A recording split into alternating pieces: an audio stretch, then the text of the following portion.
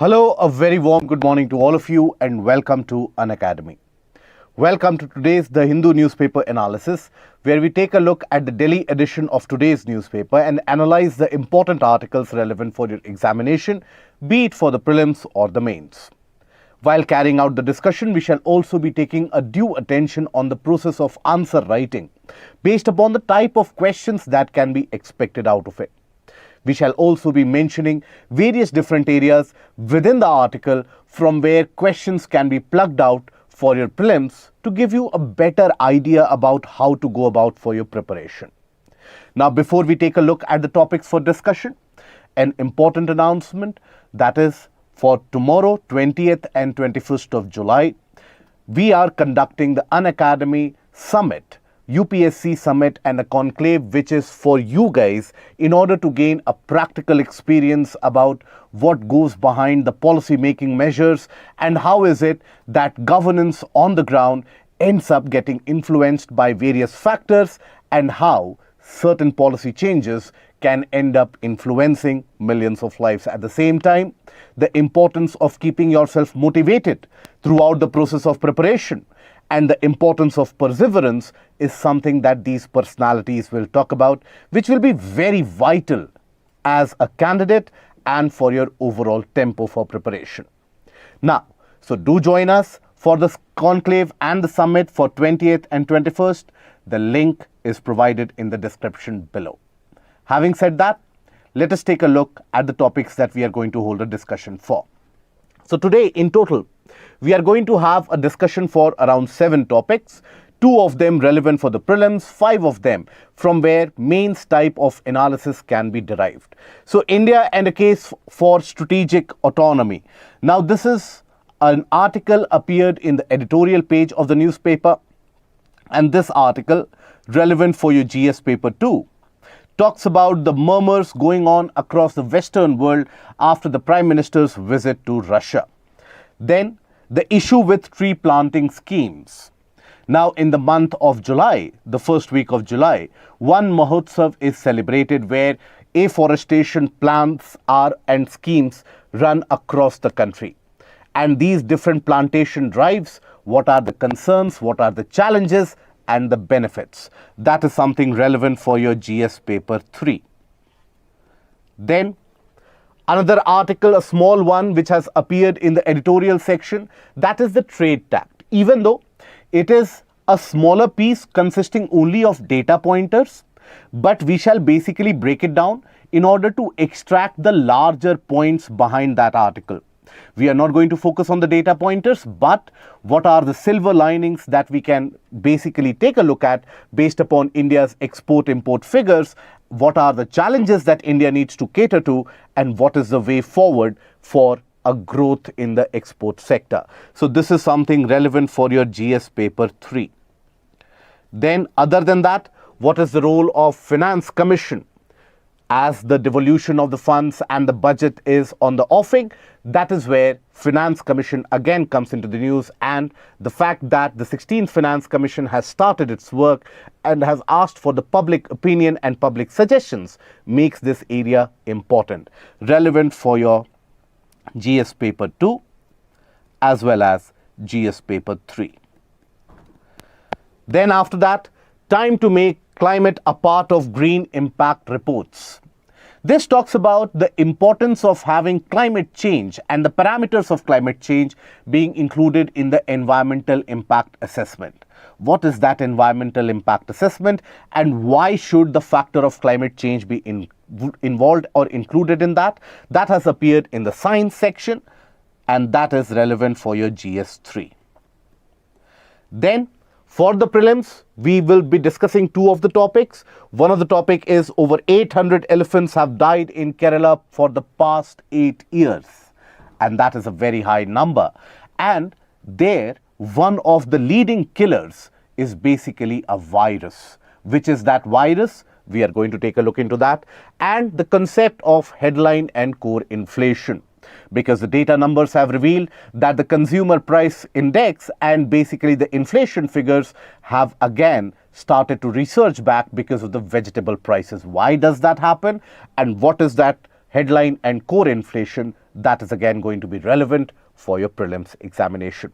So overall, these are the topics that we are going to have a discussion for today, starting with the first topic of the day, and that is India and a case for strategic autonomy.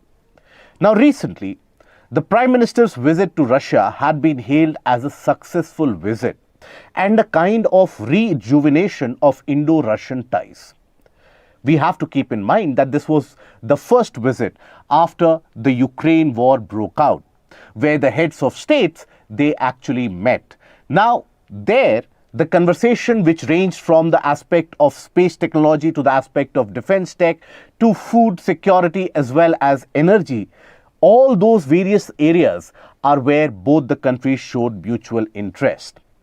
Now, while this was happening, there were significant amount of eyeballs being raised at India from the Western world, including the American ambassador to India, Eric Garcetti, issuing a statement that there is nothing known as strategic autonomy. At the times of crisis, we need to know who to rely upon.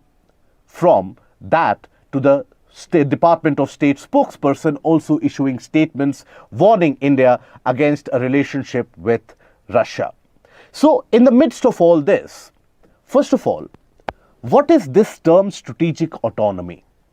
How is it different from the previous and the erstwhile used term of non-aligned movement that had been the bulwark of Indian foreign policy for decades?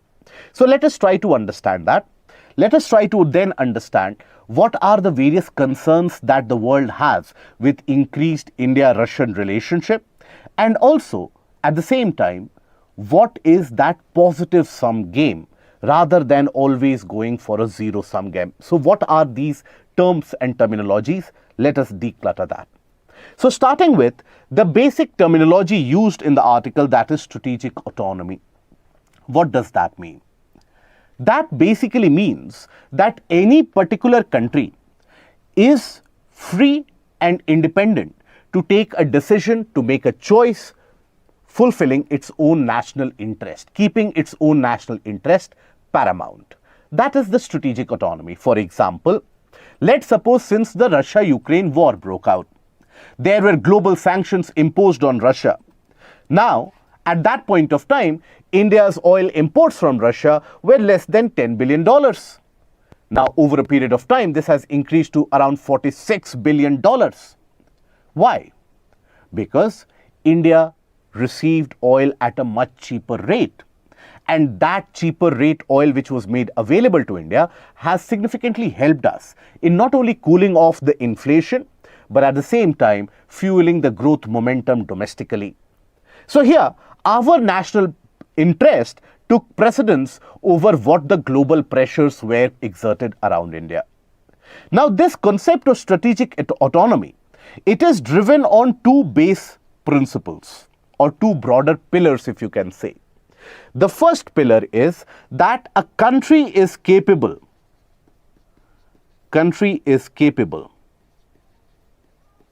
to make its own decisions,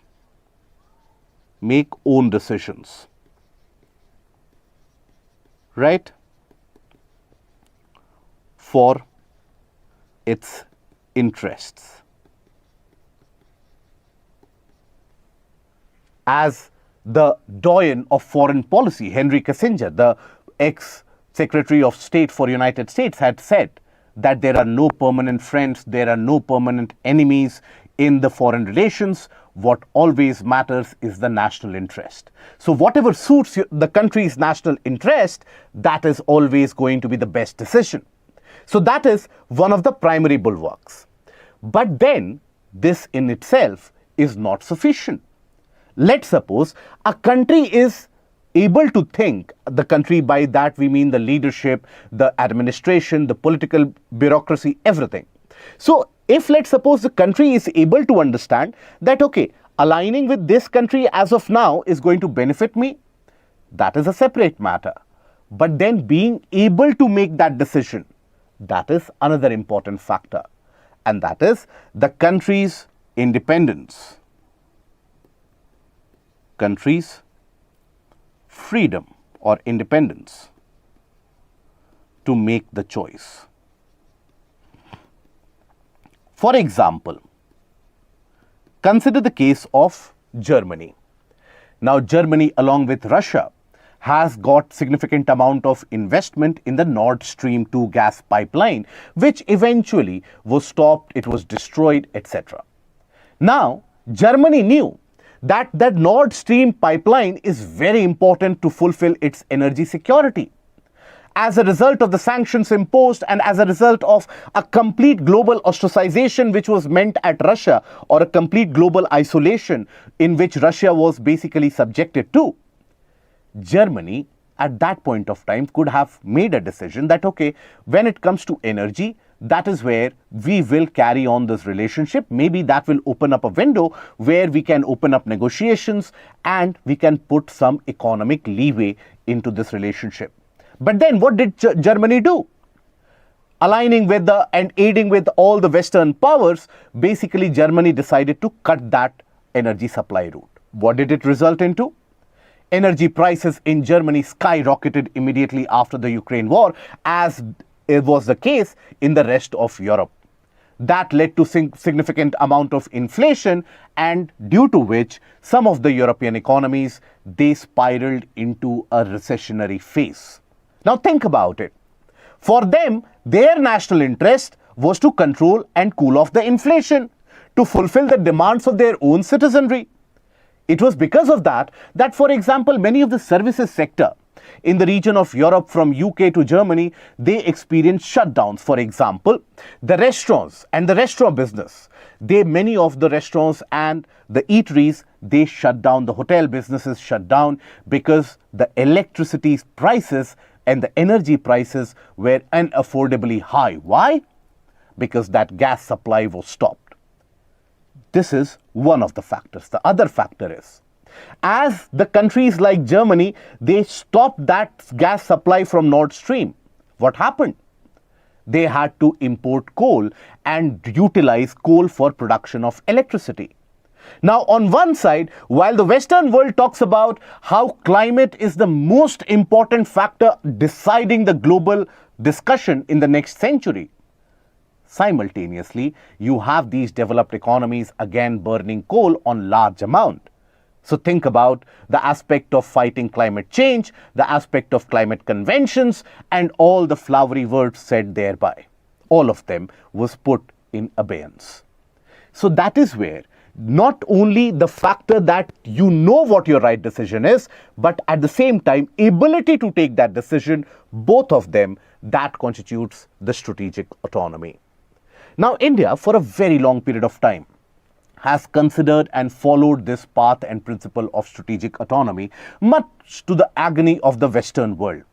The Western world always wants to see the world order in a kind of a blockwise manner. That is what is referred to as oftentimes the Cold War legacy, where they still see the world and the countries of the world as being unipolar or bipolar, that either you are with us or you are against us. Now, India firmly believes that it is a multipolar world. And in the multipolar world, various different stakeholders need to have their own independent voice. Otherwise, we are doing grave injustice to the world order. Now, in this case, if you remember or if you recall, right at the time of our first Prime Minister, Pandit Jawaharlal Nehru, at that point of time, non-aligned movement and the non-alignment policy was adopted.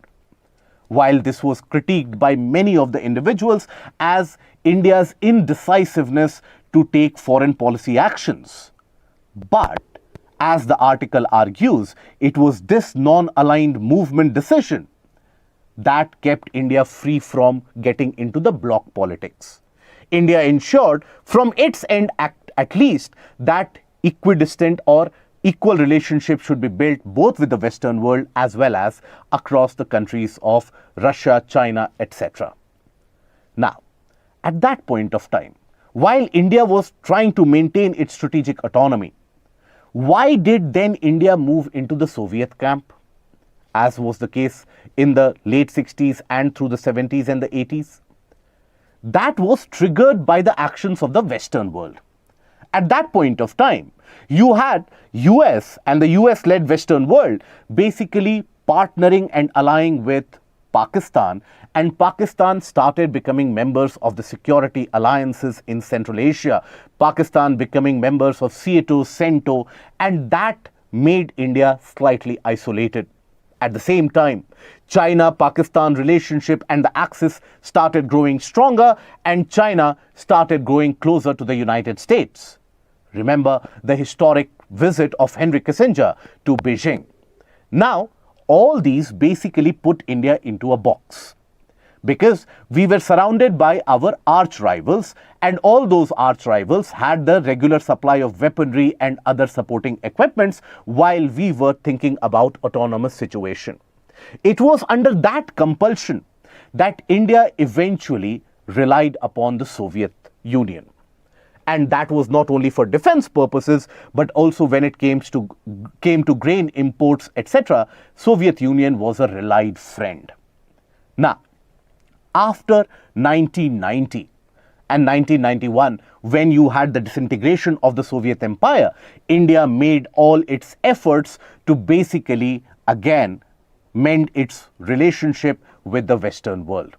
So we have always, through various different successive governments, tried to follow this policy of strategic autonomy. There have been push and pulls through the way, but this is something which is consistent of our government policy decisions. So what has changed now? So basically, when we talk about the major push and pulls, one has to understand that when India-Russia relationship is being talked about, this is not a relationship which has boomed or which has basically grown over the past year. This is a relationship for more than half a century now. Majority of our defense imports are from Russia. Around 40% of India's imports, defense imports, are from Russia. Now that is a huge number. Not only that, let's suppose today we decide that, okay, we are promoting Atmanirbhar Bharat, we are promoting self-sufficiency, we will cut down the imports. Let's suppose India decides or takes that call.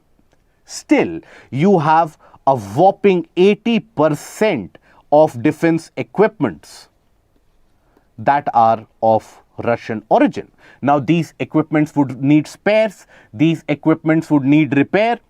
Now, for that, you need the Russian supply. So you have to rely on Russia for this. So this is one of the compulsions. But then there are added advantages.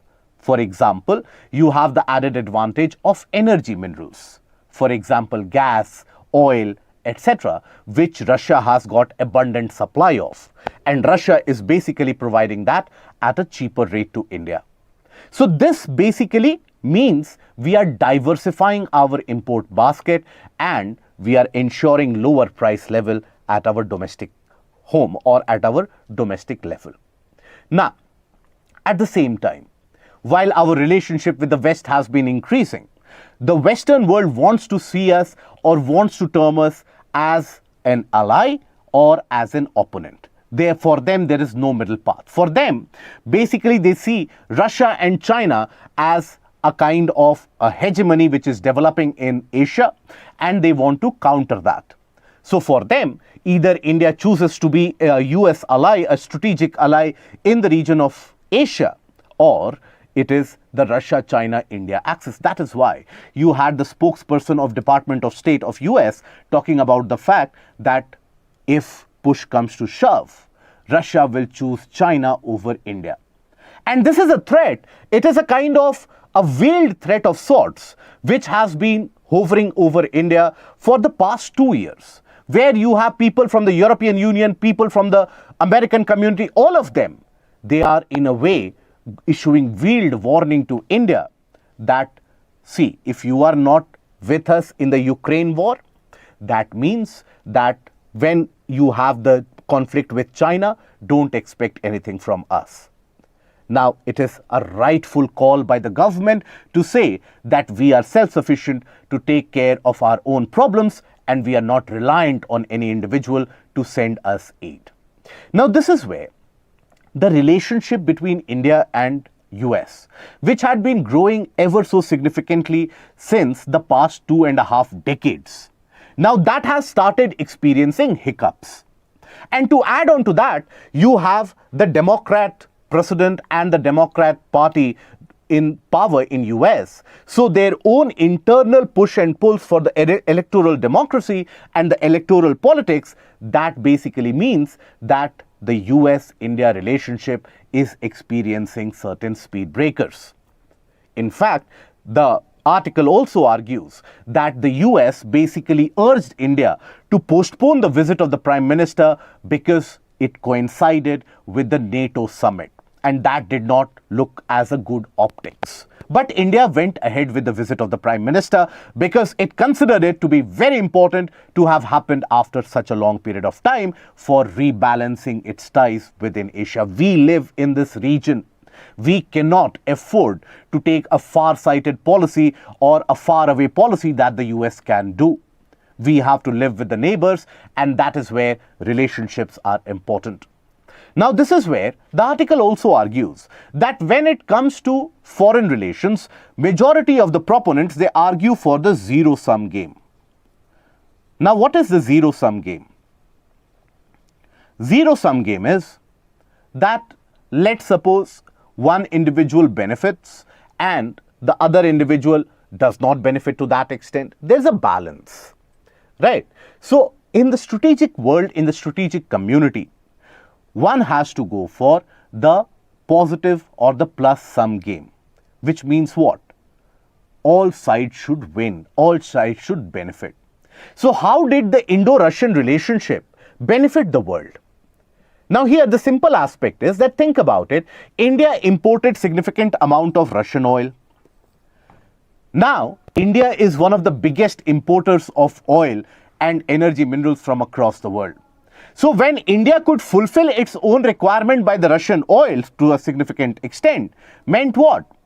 That the demand of this oil in the international market did not spiral beyond control. And that meant what? That the global oil prices, rather than skyrocketing, these global prices, they basically became stable. And as they became stable, that meant many of the European nations and many of the other countries who were in a recessionary phase, they had enough leg room to come back of it and provide a global growth. Global growth. That growth is back. And as IMF has predicted that the trade volumes expected this year are expected to grow by 3% as compared to the previous year's 0.3%. So you can imagine that the global growth and the trade volumes, they show an important indicator.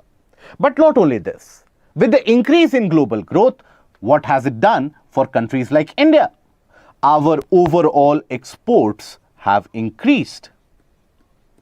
When your exports increase, that means what? Your own domestic production in many of the cases, that also increases. When the production increases, that means what? The GDP value goes up. As the GDP goes up means what? More jobs created. More jobs created.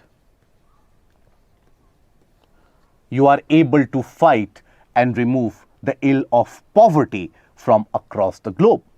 More jobs created, more GDP growth means you have a better ability to combat, let's suppose, malnutrition, issues of health and other such exigencies. So that is where Indo-Russian relationship has done some good for the global order as well. And that is what the Western world needs to look at. As for when it comes to us, for us, we have to maintain and ensure that we don't put all our eggs in the same basket, as has been the policy measure of successive Indian governments, where we have tried to rebalance the ties. We are maintaining that equidistant stance from both the various different poles and various different interest groups across the world. While economically, the world has achieved that multipolar status, where you have various economic rising superpowers like India, China, etc., which are dominating the scene. But when it comes to geostrategy, the world still largely sees it as bipolar. Earlier, it used to be US and Russia. Now, it is US and China.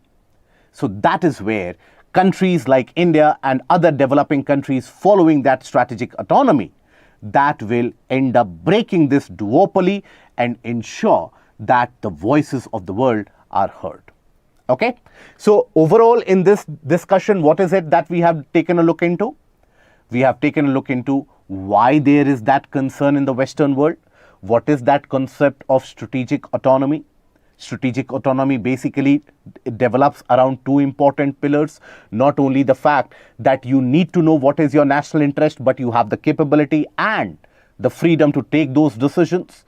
Now, when it comes to India, we have been following the strategic autonomy for various decades, and that has paid off significantly for us. We have not been put into any groupism, and that has allowed us to engage with multiple different stakeholders. We have seen the example of how inability to take the decisions in national interest is hurting many economies. We have taken the case of Germany and UK for that matter. Then we have understood that what are the push and the pulls when it comes to our relationship with the West and the relationship with Russia.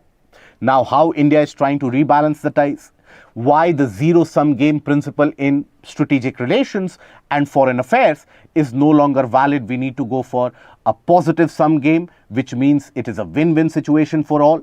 We have taken a look with the help of a flowchart that how India's trade relations with Russia has basically improved the global, or in a way helped the global order, and more importantly have helped us.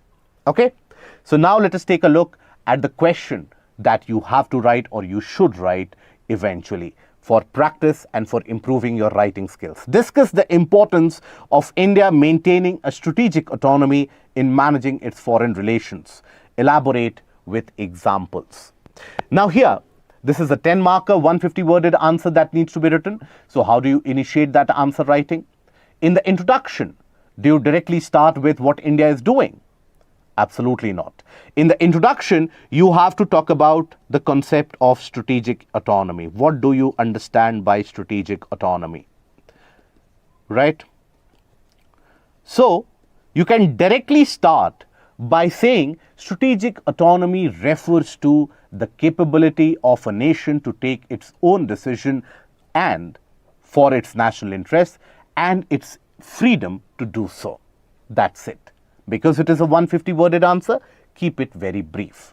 Now, when you start the body, start with the pre-context that and start writing that India has followed this concept or principle of strategic autonomy for decades through multiple governments, starting with the first government's policy of non-alignment, which kept India free from entering into any of the blocs.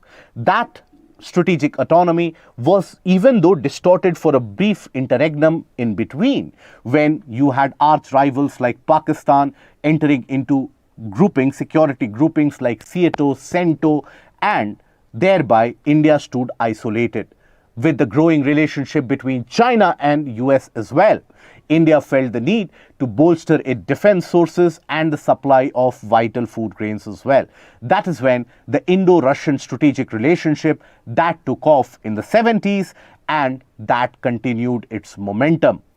Then after 1991, so all these phases that you write, always ensure that you don't write in a lengthy paragraph.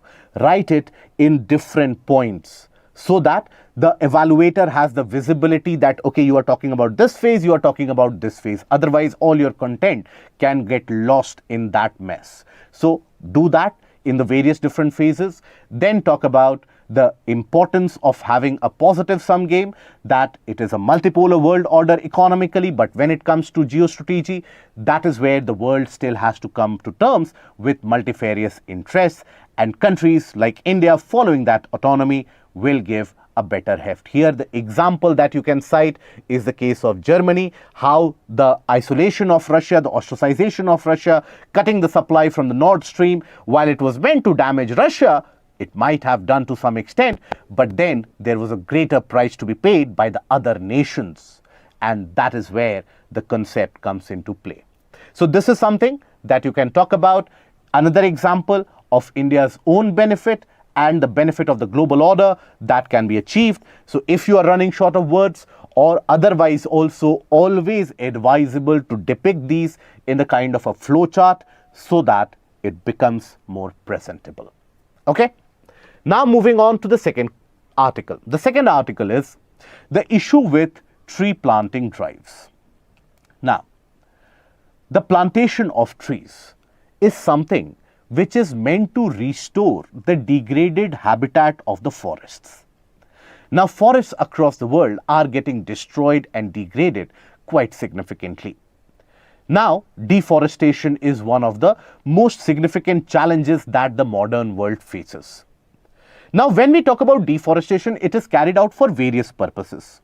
But when we talk about the major causes for deforestation, they are economic in nature. So here, it is important to know about these important causes. This is something not mentioned in the article, but before you understand the importance of planting of these trees and the challenges faced, you need to understand what are the causes why these forests are being cut over. Because as per estimates, you have close to around 10 million square kilometers of forest which have been cut down in the 20th century. 10 million square kilometer. That is huge. Right? So what are the causes, leading causes? The most vital cause is extension of agriculture. Means what? Means bringing new areas under cultivation. So, new areas under cultivation, generally settlement areas, they cannot be brought over. The natural forested areas, there the trees are cut.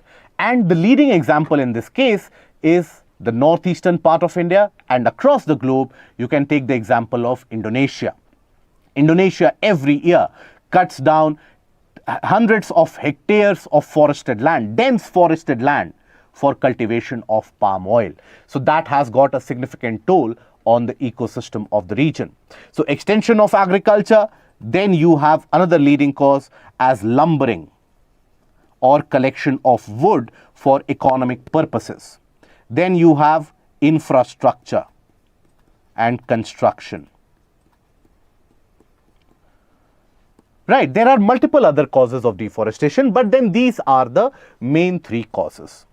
Now, in order to get rid of this issue, you basically had the UN declaring 2020 to 2030, 2021 to 2030 as a decade of ecosystem restoration.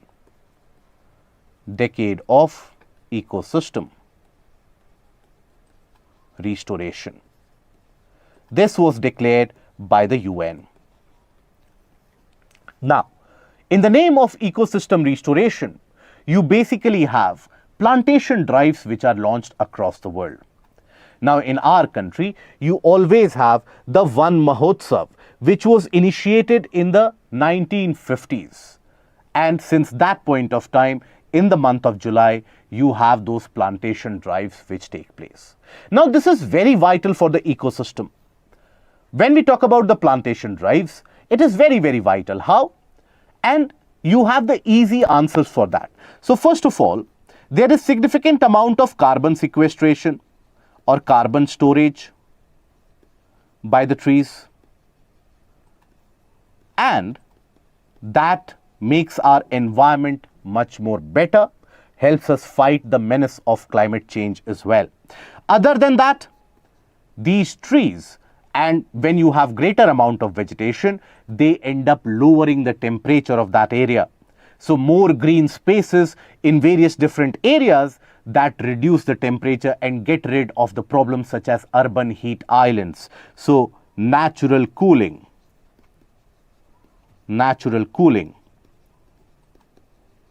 fights the urban heat island effect. Urban heat island impact. Then, other than that, these trees, they also allow for the natural recharge of the groundwater and help in maintaining the hydrological or the water cycle. Where you have greater amount of vegetation, you won't find vagaries of nature at play. You will actually find consistent rainfall and adequate amount of water availability, no soil erosion, etc.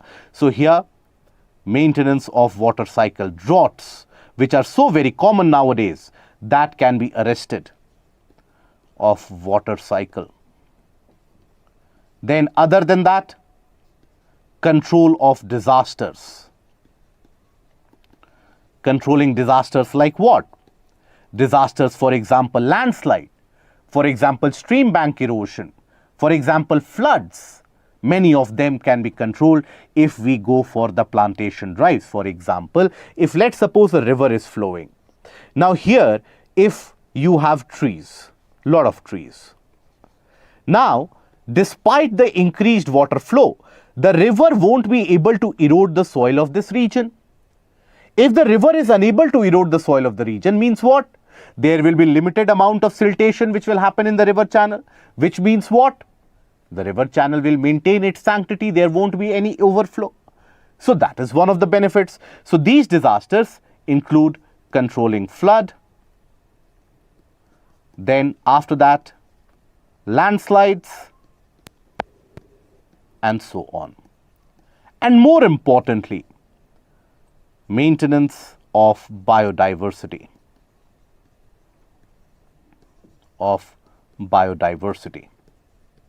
So basically, these trees end up becoming our greatest partners in combating and fighting climate change. That is one of the positive aspects here. Now, because of this, various different countries have launched plantation drives and various different organizations have done so. Now, this is something which is relevant for your prelims perspective. Now, you need to understand which drive or which program is initiated by which country. So here, 1 trillion project has been launched by World Economic Forum. Great Green Wall of China, again a plantation drive which has been launched and is controlled by China. 10 billion tree tsunami by Pakistan. Born challenge, that is basically to bring 150 million hectares of degraded land under use and reclaim that in this decade. So this is basically by the government of Germany and IUCN as well. So this is reclamation of degraded land. Reclamation of degraded land. This is by the government of Germany. Okay. So that is, these are some of the major drives which have been launched. But then there are certain challenges. The plantation drives which are launched across the world, even in India, they face certain challenges, and those challenges, they differ from our understanding of the problem to our execution of the solution as well. So when we talk about the challenges and concerns, one of the major challenges that we confront is the fact that we alter the biodiversity, alteration of natural ecosystem. What do we mean by that? How can a plantation drive end up altering the ecosystem? So basically, let's suppose you take any particular ecosystem like a grassland. Now, grassland in itself has got a very high level of productivity, can support a wide variety of herbivores, has got its own unique niche species which live there. Now, in those grasslands, if you start planting trees, that okay, no, trees are important, you need more forest, so let's remove this grassland, let's plant trees. Now, what will it do? It will alter the natural climatic cycle in that area. At the same time, the increased amount of small saplings in the grasslands can induce more amount of wildfires. And also, the grasslands, you don't have many native species of trees in that area. So you will end up influencing or introducing some of the invasive alien species of trees such as eucalyptus, etc., which can render the entire zone to be much drier. As a result of that, the natural species of that region will be forced to migrate, and there will be significant amount of loss as well. So that is why, in the name of plantation drives, not any and every ecosystem needs to be targeted. For example, in our own case. When we talk about the region of western, northwestern area of Madhya Pradesh and the region of Rajasthan, now it is a semi-arid area. Now that semi-arid area has got its own property, own set of species which live there. Now in the name of afforestation, let's suppose we try or initiate a drive that here we will plant 1 million trees. Now what will happen? The semi-arid nature of the landscape will change, which has happened, due to which also agriculture, etc., all of that has removed that semi-arid characteristics, due to which species such as carousel, they are facing a threat, they are getting endangered. So each of the species, they require their own set of habitats. When we talk about, for example, the Uran lands in Rajasthan, now there also it is considered categorized as a wasteland. So under the Bond challenge, that falls on the criteria that that land should be reclaimed and put to use. But then that kind of a land and that kind of an environment is very important for the survivability of species such as great Indian bustards. If you cover that entire area under green cover, great Indian bustards won't be able to survive there. You will have other competing species in the region.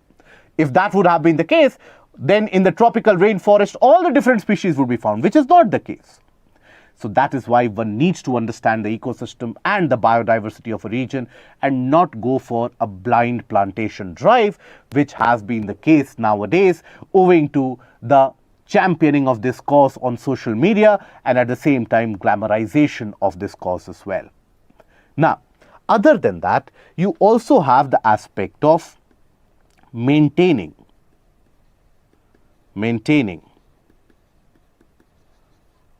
survivability of saplings.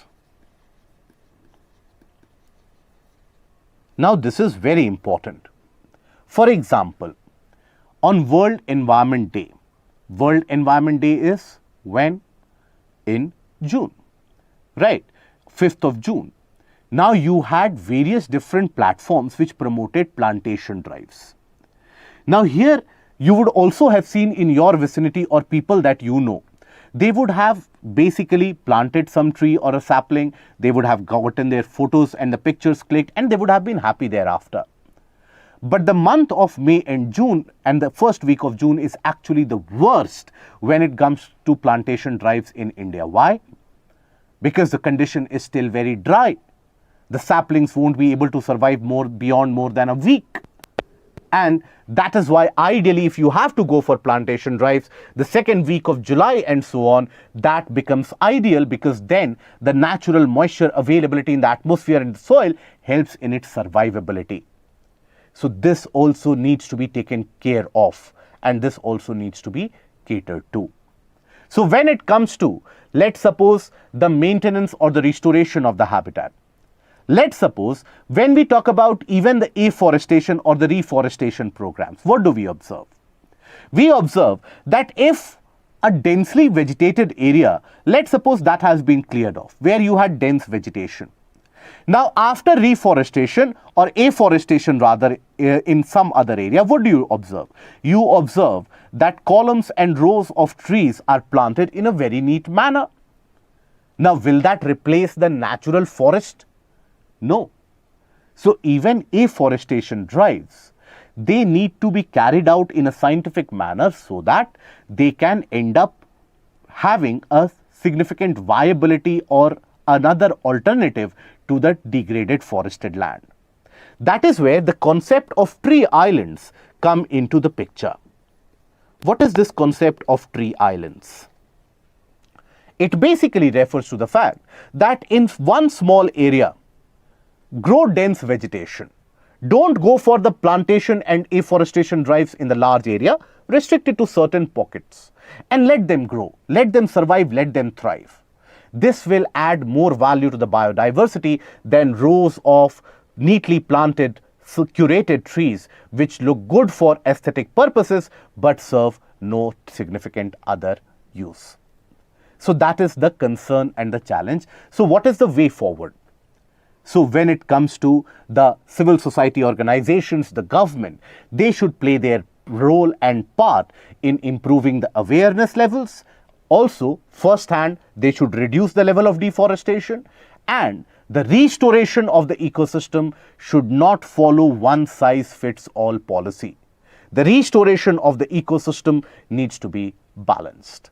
Whatever is the demand of an ecosystem, accordingly you cater to it. Okay, so in this article, what is it that we have studied? The causes of deforestation. What are the major causes we have discussed?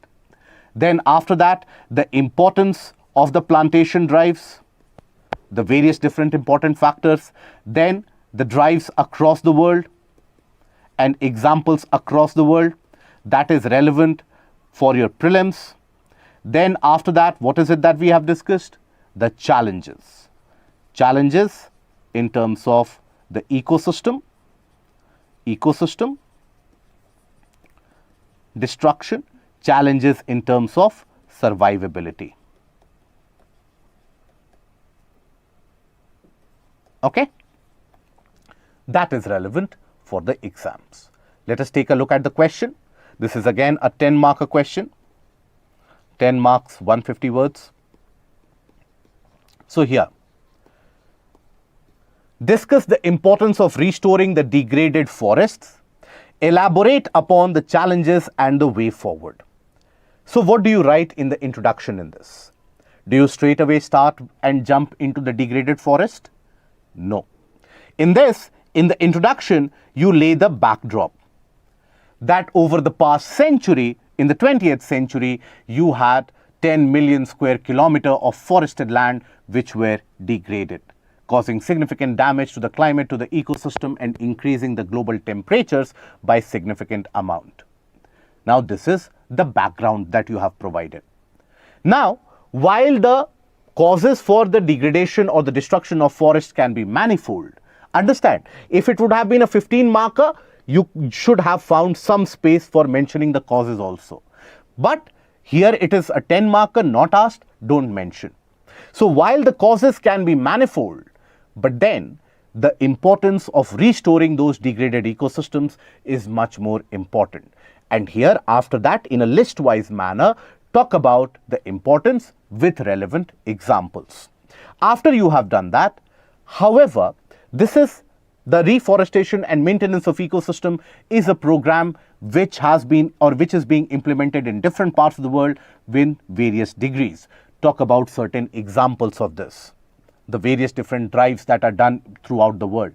After that, talk about that this, although is a successful measure, but still confronts certain challenges and concerns. Then talk about the challenges. In the conclusion, talk about how the importance and restoration of the ecosystem is most vital for the survivability of the civilization and life on planet Earth. It is with that in mind that United Nations has declared 2021 to 2030 as the decade of ecosystem restoration. We have to hold that decade with letter and spirit in order to make the world a better place to live in. That is how you conclude the answer and fetch good marks. So for both these answers, try to write it on your own, improve your writing skills as well. Now coming to the third article, trade tact. Now this is an article which has also appeared in the editorial section, but this talks largely about the export-import data figures which have been released. So for the month of June, what has basically come out as the data pointers, even though let me again re-emphasize that you don't need to learn these data pointers at all. It is basically a month-on-month, year-on-year data pointer. Please don't get enamored by it. Please don't get diverted by it that no, this is the amount of export that we have to remember, the trade deficit figures you have to remember. No, take a look at the trend. Understand the broader nuances. That is what we are going to do. So here, the data figures have indicated that our export figures have been rising, while our import figures, they have come down from the peak observed in May, where our overall import figures were around $62 billion. From that, the import bill has come to $56.2 billion. Our export, meanwhile, has increased to $35.2 billion. That means our deficit, trade deficit, has slightly narrowed. This is the data aspect. But then what can we extract from these various data pointers? There are significant amount of silver linings that these data pointers indicate. First of all, the trade deficit has declined.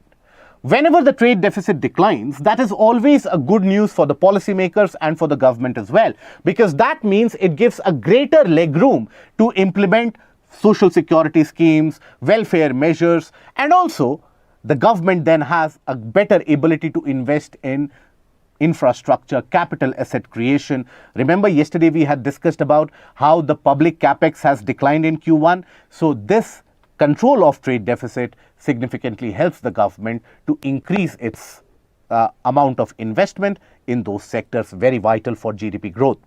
Then oil imports increased. Now, why is that a silver lining? If the imports have increased, why is that a good news? If the oil imports have increased, that means what? The demand in the domestic market, that has significantly shot up. That demand in the domestic market means what? That your logistics are doing good. More vehicles are using those oil. More industries are using that oil, which means what? Transportation is happening. If transportation is happening, the trucks are not moving on the road just for the sake of it, that we will enjoy the monsoonal rains. They are carrying goods from one region to another. So that means there is a greater amount of goods movement. And when will the goods move? When they are being produced. So that means the economy is doing well. So when you have a country like India or a country, whichever country is dependent on oil and imports of oil, if there the import figures they continue to decline, means the economic activity in the economy is reducing. So here the demand increasing means economic activities are increasing. Activities are increasing. Even though that also means this figure has also indicated that our supply of refined oil, the export of refined oil, has experienced a decline. That is where Indian government needs to recalibrate its market offerings and explore newer markets. We'll discuss that. There has been a decrease in gold imports, which is always a good news, because when it comes to gold, that is largely a physical asset owned by many of the households, not used for discretionary spending. You don't use your gold in your household to buy, let's suppose, an air conditioner, or let's suppose to buy a car, do you? So the gold import, when it is increasing, that means what? In a way, the discretionary spending in the economy, that legroom is decreasing. So that is not the case. So the decrease or the decline in gold import means people are having some money to spend otherwise.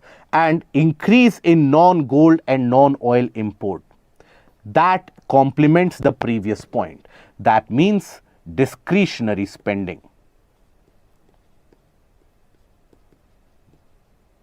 Discretionary spending is going up.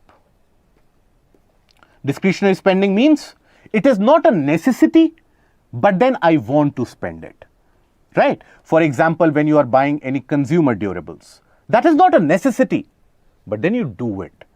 That will benefit the economy. Why do you do it? You have enough resources.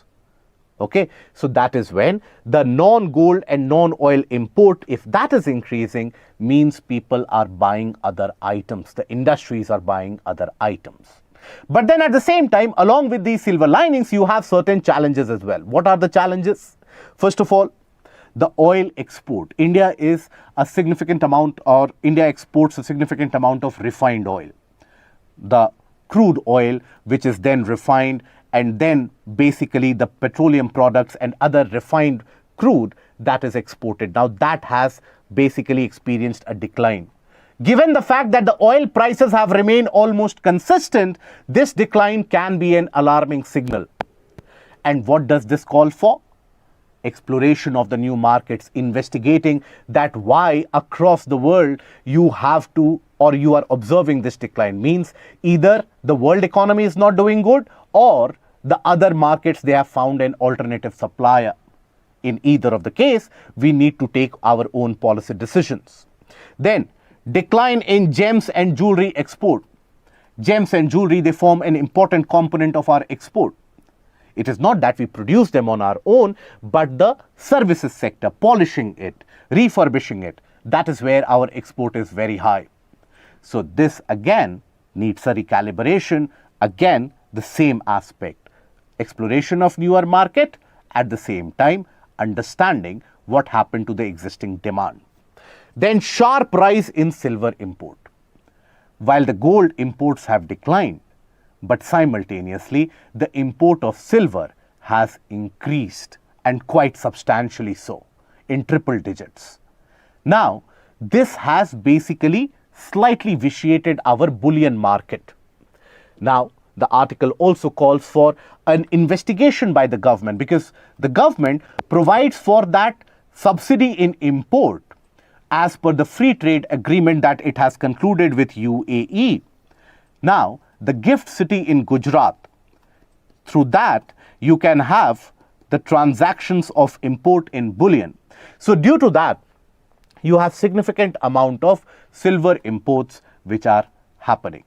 So we need to rectify the policy measures, if at all that is having the potential to alter our bullion market. Now, then what is the way forward? The way forward is basically, as we told you, about the aspect of diversification of export market. This is one of the way forward. Another way forward is basically also having a fixed policy measure, policy stability. Why is policy stability required? Policy stability gives the signal to the exporters that, okay, for this you will receive this much amount of money, or this much amount of interest rebate, this much amount of subsidy.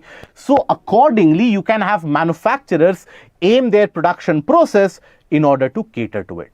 So that policy stability is required. Also, growing out of the view. When we talk about growing out of the view of what? Of the fact, view of narrowing deficits. What does that mean? Basically, you would observe, as the major headlines of the day will also tell you, that import figures have risen up. We need to control the import. We need to stop the import of this. We have to grow out of that mentality. Import figures, yes, they are there. But then they indicate some activity in the economy. At the same time, the focus has to be not on reducing the import, but increasing the exports. Talk about major economies of the world. It is not as if they have zero imports. They have significant hundreds of billions of dollars of import, but their export figures are equally large. So then your overall economy becomes much more robust. Rather than just keeping a narrow eye on the trade deficit, one needs to take an overarching, broader view of the aspect of trade. So this is where one has to gain a positive out of the fact that as per IMF projections and as per the global demand is actually improving. The trade volumes across the world are increasing. That provides a significant amount of scope to India to diversify its export market and capitalize on the situation. As China slows down, India can always be that other champion of export in the region. Okay? Now, after that, moving on to the next article. The article is, what is the role of the Finance Commission? Now, basically, the context of it is that Finance Commission, the 16th Finance Commission, has started its work. Now, that 16th Finance Commission was set up in last December. It has started inviting suggestions from the public and from the various stakeholders with regards to the devolution and the aspect of distribution of funds. So, Before we talk about the role of the Finance Commission, the challenges that the 16th Finance Commission faces, one has to understand that Finance Commission is a constitutional organization. It is a constitutional body. The formation of the Finance Commission is driven by Article 280, relevant for your prelims. Article 280 of Constitution. Okay? So it is a constitutional body. Now this Finance Commission basically is appointed by the centre and it makes its recommendations. The formation of Finance Commission is quinquennial, means every 5 years. Now, the recommendations made by the Finance Commission, they can be accepted, they cannot, or they can sometimes not be accepted by the central government. But mostly it is accepted. Now, what is the role of the Finance Commission? When we talk about the Finance Commission, it takes care of the division of funds. Now, what kind of division? It takes care of vertical division as well as horizontal division. What do we mean by that? Vertical division as well as horizontal division of the funds. Means when we talk about the vertical division, here you have to understand that the amount of funds that the center generates, what is the share of it that the state should get, right? So division between the center and the states. Division between center and the states. That is the vertical division. Okay? And when we talk about the horizontal division, what does that mean? Basically means within the states, what is the share of the funds that the states will get, right? So this basically means within and amongst the states. Amongst the states. This is where there has been a lot of traction, a lot of tension in the recent years, where you have the southern states expressing significant amount of apprehension that the contribution that they are making, they are not getting enough money in return. For example, as per an analogy used in this article, for every rupee that Tamil Nadu contributes to the national economy, Tamil Nadu gets 29 paise. Whereas for a state like Bihar, for every rupee that it contributes to the national economy, it gets 7 rupees as a return. So there is a significant amount of variation there, and that has given rise to apprehensions. Now here, when we talk about the horizontal division and distribution of the funds, the Finance Commission basically comes out with a formula, and that formula is very significantly clear, and it is driven by the aspect of development, requirements of demography, area factor, the requirements or the importance of policy measures, and so on. Now, the 16th Finance Commission, it is said that it would give some amount of pointers for demographic management as well, population control measures, etc. But nonetheless, that is an important factor. Here you have a decided formula, and the division of funds is done on the basis of that formula, that Tamil Nadu should get this much, Odisha should get this much, Gujarat should get this much, and so on. But when we talk about the vertical division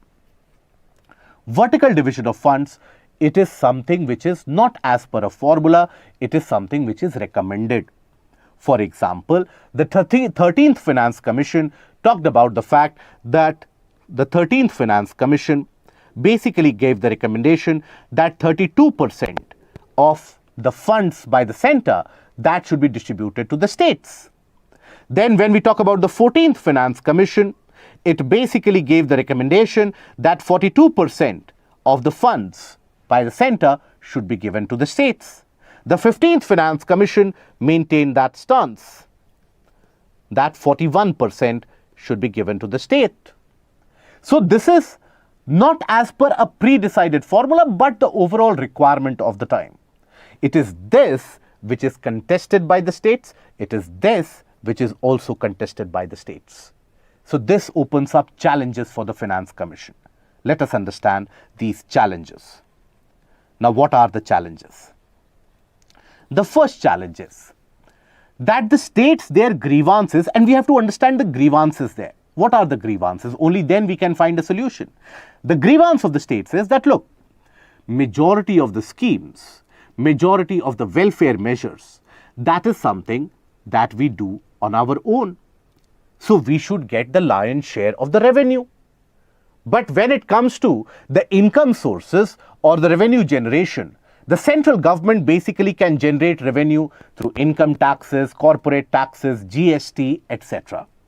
Cess and surcharge, all of that. So when we talk about the pool of revenue for central government,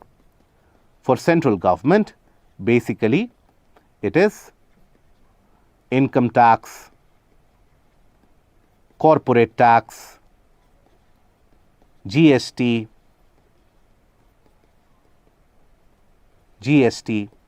surcharges and cess, all of that.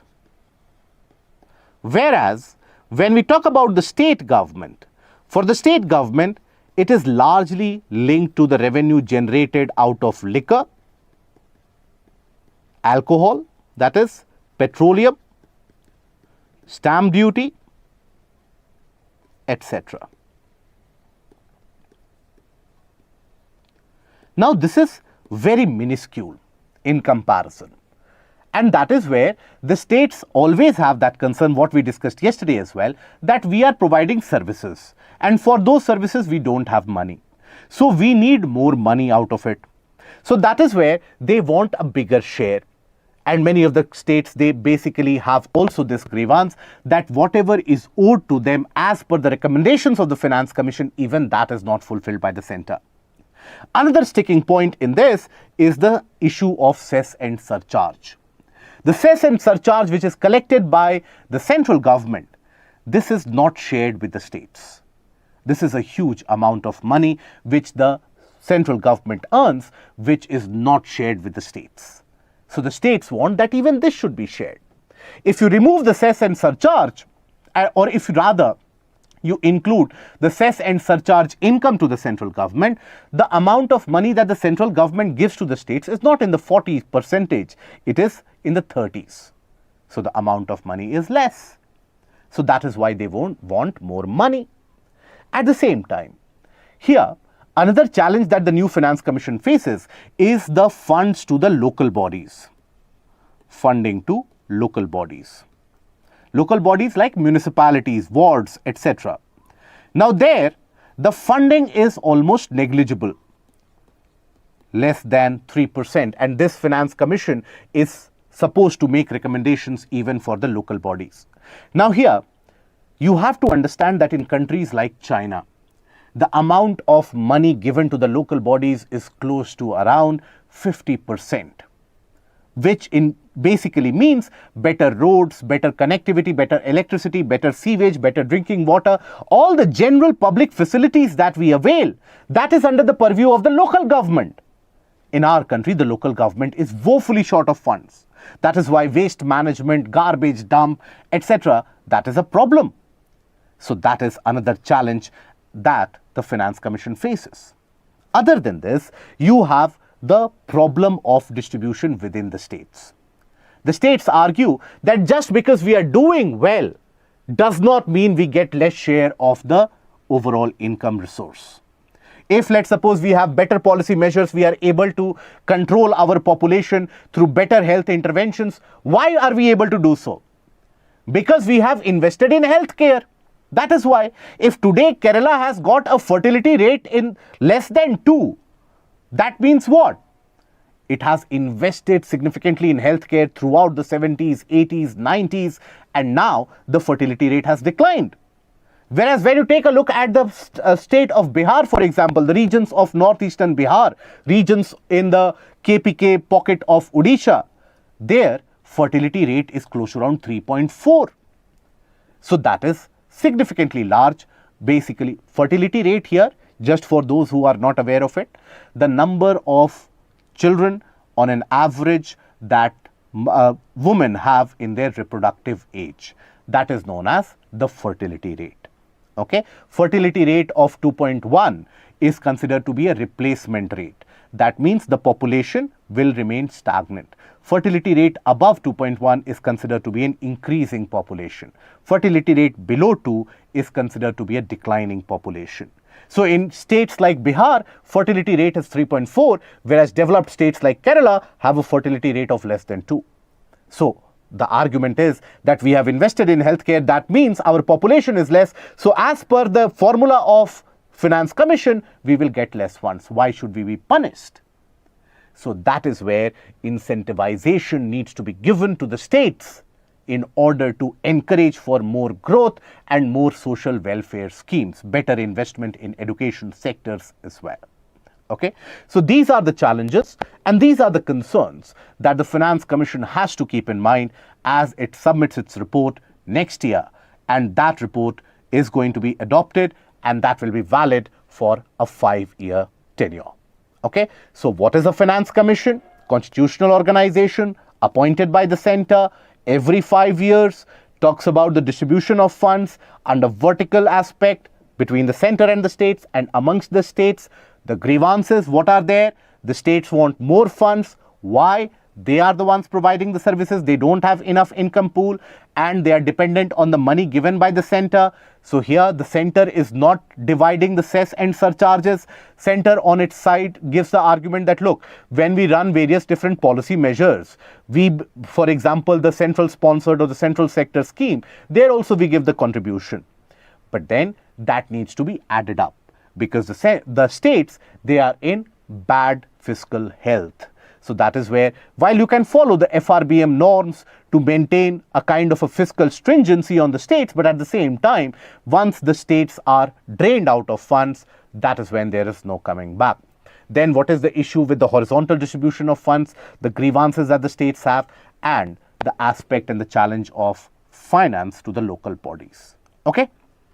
Now, then the next article, that is time to make climate part of the Green Impact Report. Here, Green Impact actually refers to the environmental impact assessment. Environmental impact assessment. What is that? So basically, let's suppose, or what is known as EIA.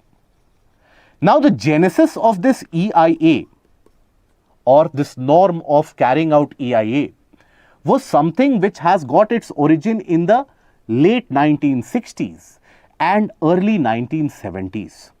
That is when it was as a norm initiated by the Environment and Protection Agency of US. It became a part of the legislation and you had this EIA norms which were carried out. What is this EIA? Let's suppose you as an individual, you decide that tomorrow I will set up an industry in some place, let's suppose. Now that industry will have some amount of waste discharge. That industry will have some amount of noise. That industry will emit some amount of smoke as well. Right? So what will be the burden on environment as a result of that? That is the assessment that you carry out prior to construction of the project. This is something where the state pollution control boards, they are one of the approving agencies of the EIA report. Now, this article argues that climate change is the major issue confronting all of us. We have to combat climate change. And how do we combat climate change? So, in order to combat climate change, we need to take measures by including the study of climate change even in the case of the normal environmental impact assessment. How? So, various different reports have indicated that due to this climate change, increased heat stress, for example, the number of diseases, the casualties due to diseases, they have increased manifold. Researchers have indicated that working in higher temperature due to extreme heat waves basically increases the chance of stillbirth and various different birthing issues by mothers at almost a 50% rate, which is huge. Right. Other than that, diseases like diarrhea, malaria, typhoid, all of them, dengue, they are increasing quite significantly. So these are the issues that is confronting us. So there has been basically a litigation which has been filed in the Madras High Court, which talks about the fact that when an industry is being constructed, talk about the carbon footprint. In the EIA assessment report that you are generating, talk about the carbon footprint. Carbon footprint of what? At the time of construction. What will be the amount of emission that you will carry out? Talk about the pollution during construction. Once that industry comes into existence, then talk about how much emission will be carried out over a 10-year period. How will it lead to warming? Because the emissions will give out greenhouse gases. So what will be the impact of it? So that needs to be included. This is where Madras High Court, basically the bench, has said that this is a justifiable demand, and we are going to expect developments across this area, where chances are that going ahead into the future, EIA norms in India will be rectified and the aspect of climate change will be included in that, so that when you construct something, when you go for economic development, simultaneously you keep a track of how in the long run not only the environment but the climate will be impacted, because climate is not something restricted to a region. A heat wave in one region can have an impact in the next and can have a drought in the other. Okay? Now, moving to a couple of articles relevant for your prelims. So, over 800 elephants died in Kerala in 8 years. Now, this is largely because of a silent killer, and that is the disease. The disease is endotheliotrophic herpes virus. So this is a disease which has influenced a lot of these elephants. So basically, this elephant endotheliotrophic herpes virus is a double-stranded DNA virus that is classified in the family of herpes viridae. Now here, it causes acute fatal hemorrhagic disease in wild Asian elephants and captive juvenile Asian elephants as well. So here it can result in death within 24 hours of protection. Now, the study has found out basically that young calves of elephants, they are impacted. But then in larger herds, and this is where UPSC is picking up statements nowadays, in larger herds where you have lot of animals, in these larger herds, the infants gain or have better survivability. Why?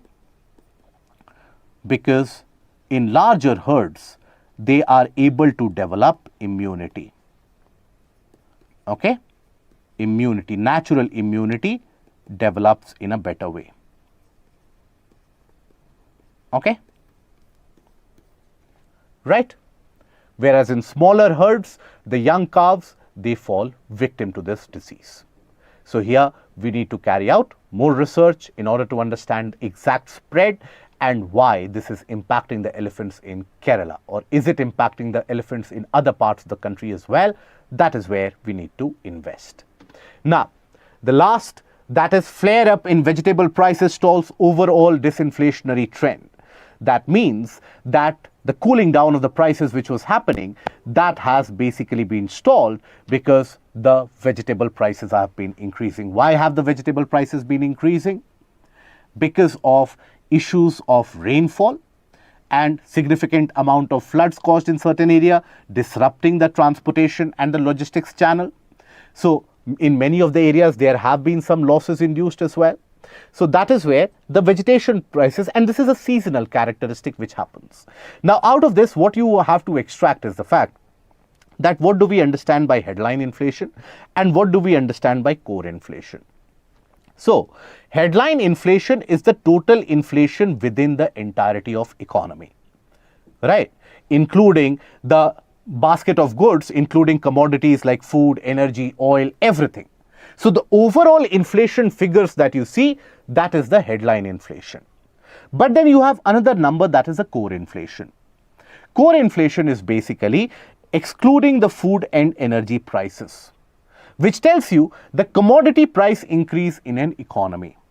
So while this is considered, why do we basically rely on core inflation then?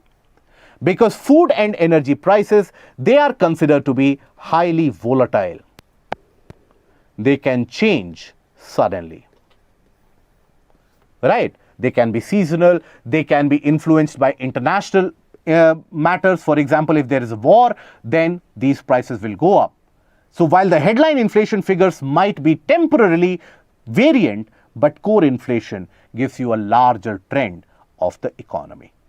Okay? So that is something relevant for your prelims here. That is where we'll restrict the session here for today. Now, one task I would give you is that we have discussed about the plantation drives. Now, think on your side that what can be done to restore the natural ecosystem rather than going for that aesthetically pleasing forested types. What can be the policy measure interventions that can be done to improve the natural ecosystems in our country? You can give regional examples or the global examples provided in the comment section. If you have liked this session, please don't forget to click on the like, share and the subscribe button. Click on the comment section and tell us about your feedback. Till we meet again, do take care of yourself, try to write the answers, and we meet again tomorrow. Thank you. Goodbye. NCERT books are unavoidable to crack the IAS exam. Not only is the content of these books authentic, but these books also help a civil services aspirant to build conceptual clarity. And most importantly, lots of questions in the civil services examination are directly asked from NCERT books. But the aspirants often find it difficult to cover these books, or worse, they even end up ignoring these books. We at Unacademy IAS English are going to make the reading and understanding of the NCERT books easier. We present NCERT Fundamentals course, a free initiative of Unacademy IAS English. What are the highlights of this program? Comprehensive coverage of the most relevant NCERT books for the civil services exam. Prelims and mains practice questions in each session to test your understanding of the fundamental concepts. This course begins from 12th of July every day at 6 p.m. right here on our YouTube channel. Subscribe to the channel now.